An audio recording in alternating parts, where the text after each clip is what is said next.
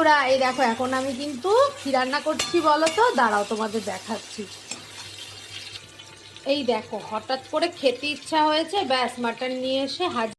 এরকম লাল লাল ঝাল ঝাল মাটন খেতে কার ভালো লাগে কমেন্ট করে জানাবে কিন্তু।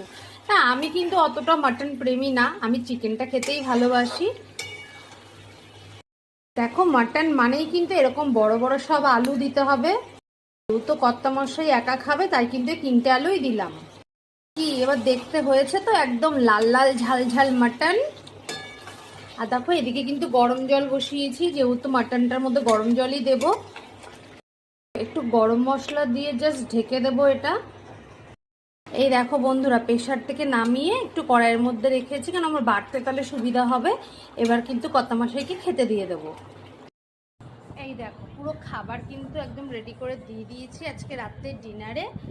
তো আজকে যেহেতু বাইরে একটু ঝড় বৃষ্টি হচ্ছে, ঠান্ডা ঠান্ডা ওয়েদার, আর আজকে কিন্তু পয়লা বৈশাখের ঠিক আগের দিন। আর দেখো রাত্রে কিন্তু এরকম গরম গরম খাবার।